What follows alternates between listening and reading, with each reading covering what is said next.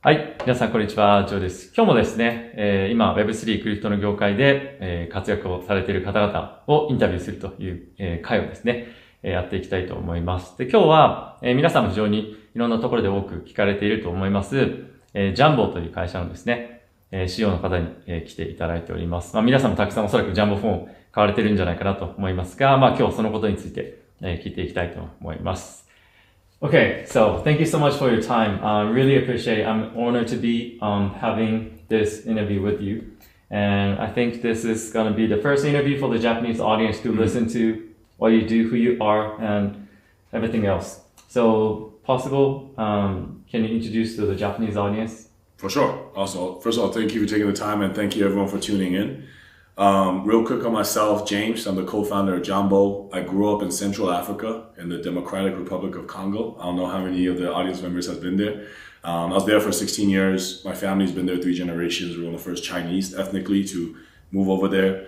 After that, went to college in New York, studied computer science at NYU. When I graduated in 2017, I ran a crypto fund for 4 years, investing in the space.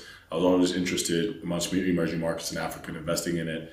Finally, it got to a point when I was 26, 2021 December, I was like, I got into crypto for 3 reasons: cross-border payments, remittances, and a bank Indian bank. And that is all at this intersection of emerging markets and Web3, which Africa is my home, so natural. Now, all of this begins and ends, we realize, with a phone, with the mobile stack, because Africa, Latin America, Southeast Asia basically all skip through from the land component. So computer skip through directly to mobile smartphone penetration. So sort of a lot of our goal at Jambo is to bridge the mobile infrastructure in emerging markets for crypto.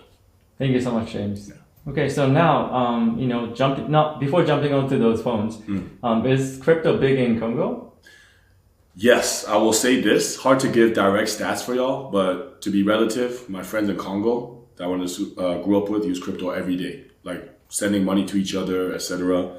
My friends in New York I went to school with use crypto every day too, but to trade on different exchanges. So I'd say the use case is a little bit different. It's more real when in Africa. And if you take it beyond Congo, right, because Africa is 54 countries, Congo is the largest in the center. But if you look at Nigeria, Kenya, South Africa, they are ranked 3 out of the top 10 by P2P Bitcoin transaction volume every year. So now, crypto and Jambo phone, how did it start? First of all, is it like really sold well or? Yes, great question. So Jambo phones launched January 1st, basically.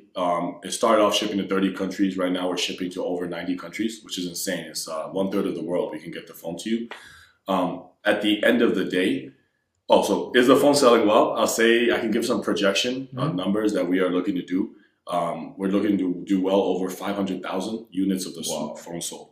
Right now, the phone is sold out until May, and the next orders are shipping out in the summer.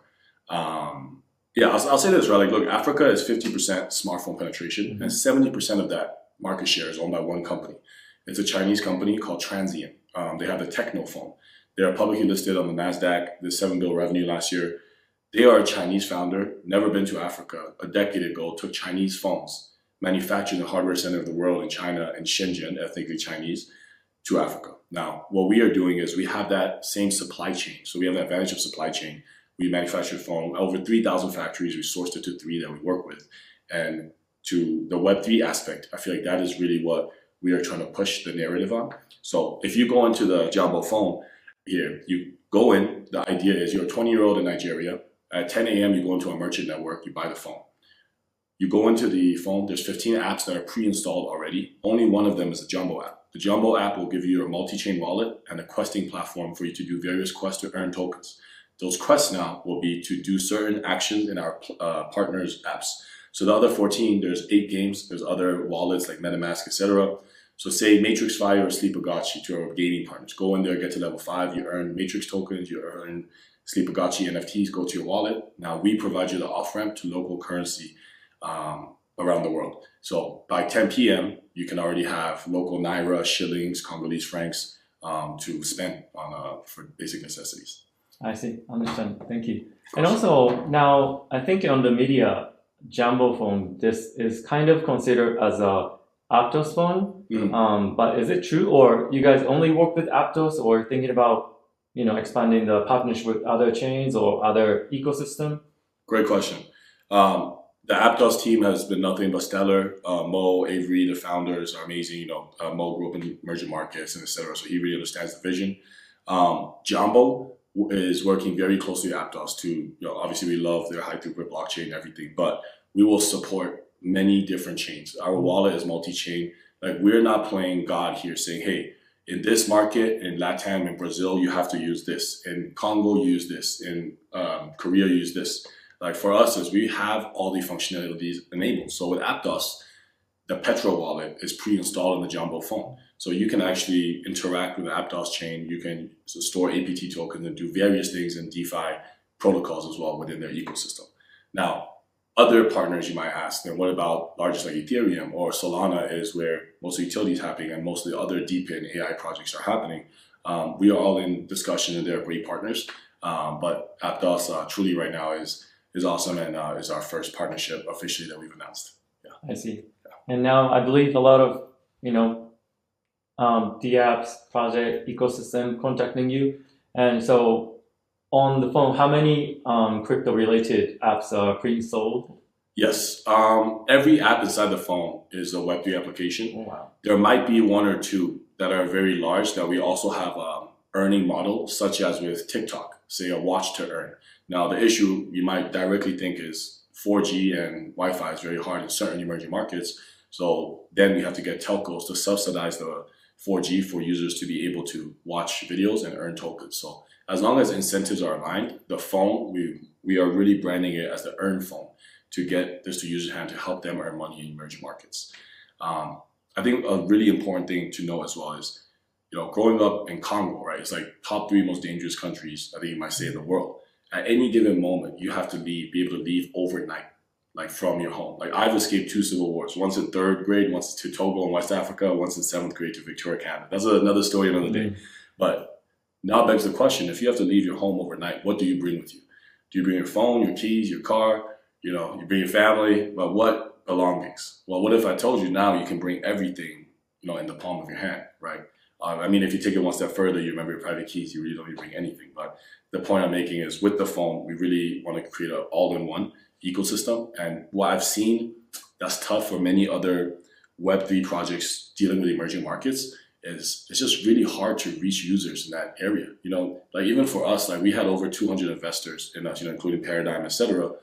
99.9% of them, I can promise you, have never been to Africa. Mm-hmm. The first 2 months of our diligence conversation with the VC was just around, tell me about the promise of African emerging markets. Why is it, right? What's the total addressable market? And then, why are you the team to do this? And why are you the founder with the background?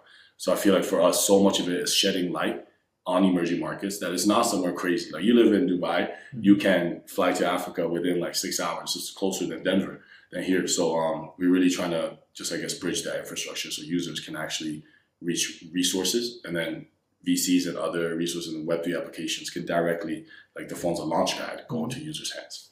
Are you still opening up for a new partnership, or how's the situation?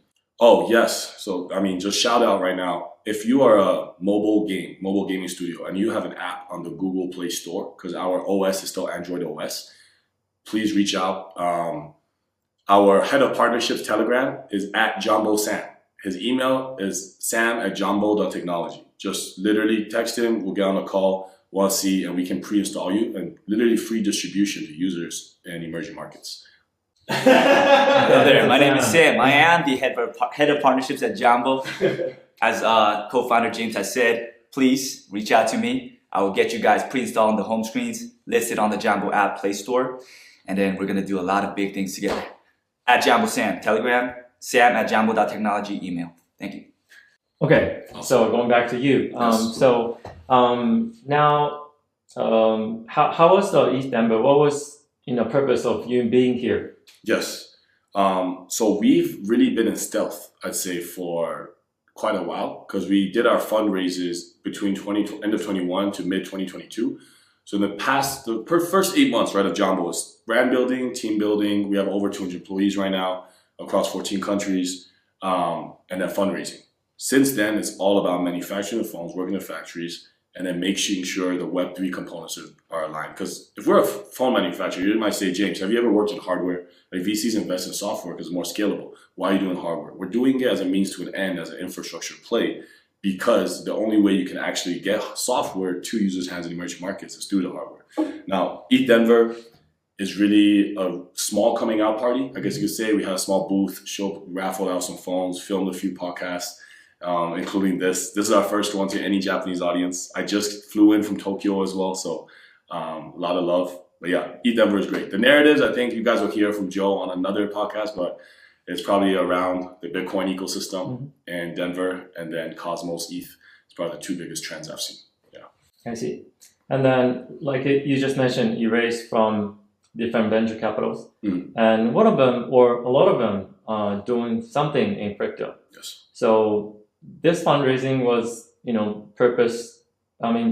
the purpose of being into crypto, or that was just for another fundraising for you guys, or what was it like? For sure. So I think anytime you deal with hardware, it really takes a lot of manufacturing power, and you have to have inventory and supply, and all of that takes capital. So number one, anytime you fundraise, you need money. Don't do this from powerful investors to help you. Now, beyond cash, the most important reason why we fundraise, because every dollar, if you've been a founder, every dollar is not the same dollar. Like the same dollar from Paradigm will not be the same dollar from another fund. The reason, and I'm saying this respectfully to everyone, is because who in the future will be joining our community and network and buying our phones? Retail, community, users. And it's just a fact of the matter that community users, they see these VCs and funds as a symbol that this project, might be more legit than other ones because they've gone through this stringent due diligence process. So it was very important to me that I could access these VCs, not only for the capital, for the branding they bring me, and also the portfolios they'll introduce me. Because honestly, if you look at us, we built our own phone, and we did our own multi-chain wallet with Web3 Auth, but a lot of the apps are pre-installed. It's all the best IPs from other, I can't manufacture the best Web3 game, best Web3 phone, the best everything, but I can find the best Web3 game to pre-install for you. I can find the on-ramp, off-ramps. I can create some of them. So how do I reach the best? It's in the portfolio of the best investors. So only way is to actually reach them first. I see. And you just told us you just came back from Tokyo, and this is Japanese audience. Yes. And you said hopefully you can come back or go back to Japan once again this year. What do you think about the Japanese market? For the Jambo. Okay. Loaded question. Before that, I will preface that was my first time in Tokyo. I stayed 2 weeks and it was amazing. So all love. Arigatou gozaimasu. The Japanese market really surprised me, but not this trip. It surprised me in 2022 February. If you remember 2022 February, what was the number one Web3 game? DAU, MAU at the peak of the world. Steppen by Find Satoshi Labs. So Jambo actually went through the same Alliance DAO cohort, the incubator with the founders of Steppen. So we really got to see firsthand how they were, attacking the Japanese market. And I was so surprised to see the largest user base because I was a power user. I had 10 phones, full energy, walking with my walkers, rare epic shoe boxes. Is the Japanese market. Like when I was looking at Twitter and I'm trying to sell my shoes, because there's a lot of bids for the common shoes or even the green ones, but for the rare ones or the epic, there's just a few people. And I think most of the buyers and sellers are Japanese. So that was surprising. Now, bringing this all back, Jambo phones. What this shows is the government is very supportive, amazing. Emerging markets, it makes sense, right? They have nothing to lose. Argentina, convert Bitcoin. Nigeria, they have nothing to lose. But for Japan to be so forward, that says a lot. Second is, I think crypto is one of the most global ecosystems. And look at this, we're all in Denver, right? Like what other chance? I don't even ski. I never saw snow until I was 18, right? I'm African, right? You're in Denver. It's to do business, I feel like with different cultures, nationality, races, and everything, you really have to be very outgoing. I find Japanese people in general to be very, I feel very good for international business. You know what I'm saying? For even people that are very respectful, very just good at doing things. It's very different. There's not a barrier. You feel at home when you go there. So I think that's also why it's good for Jambo phones. But most importantly, one of our large partners is there as well, an exchange that we want to pre-install. So we really chatted with them quite a bit. I see. And now a lot of people kind of curious about airdrop opportunities. Yes. Do you think something coming, or what do you think? I mean, something that you can tell us about. Right.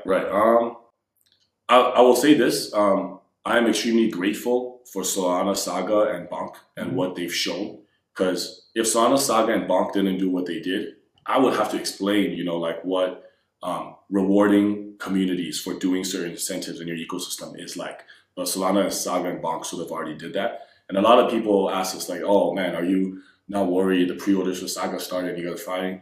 And I always say this, like Anatoly, the founder of Solana, he's an OG, right? He's, in my opinion, like same level as Vitalik, like one of the four, founding fathers of the industry almost. Saga and his view, because I believe the company DNA starts and ends with the founder. His view is to disrupt the duopoly of the App Store and Apple, the 30% charge where you can put in it. For us, it's distribution. We want to get phones into the hands. We're shipping to 90-something countries, 1/3 of the world. So it's very different, I'd say, visions.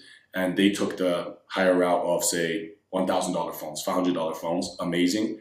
We couldn't have the luxury to go the high-end route because for emerging markets, our phone is $99 US. You're buying in bulk, it's even cheaper.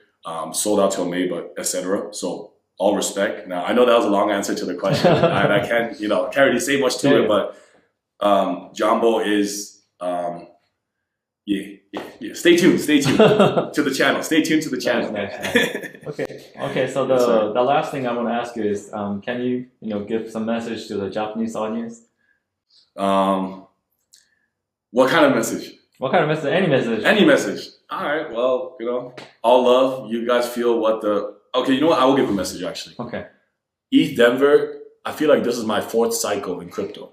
Like official cycle where I have a lot of skin in the game. First one I say was 2017, the retail, then bear market 2018, right? The second cycle might have been 2020, DeFi summer. That starts with Compound, Maker, all that. Then 2022, you have that wave, and now you have right now. I'd say every bull market is marked by, you feel the energy. You just walk into a room, you feel like, for example, DePIN plus AI.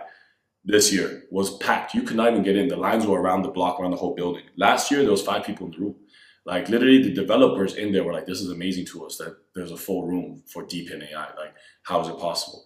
So I guess the note to any audience here is if you're already listening to Joe's channel, you probably plugged in and you're good. But yeah, you probably should start dollar cost averaging more capital into the industry because more skin in the game, because it just seems like the energy is really there. It might be the beginning of sort of liftoff. And there's a very smart person once told me, if you have a seat on a rocket ship, just get on it. Don't ask what seat. So if the rocket ship, say, is Web3 or crypto, I guess that seat would be different token ecosystem that you are involved in and believe in. So just get in there. Yeah. Okay. Thank you so much for your time, James and Sam. Appreciate it. We are so looking forward to seeing you probably next time in Japan or somewhere else. And I'm pretty, confident that Jambo, your partnership with other ecosystem in all of the world, and hope you guys can come back to my channel. Thank you, Joe. Appreciate it. Right. Thank you, Joe. Thank you. Thank you.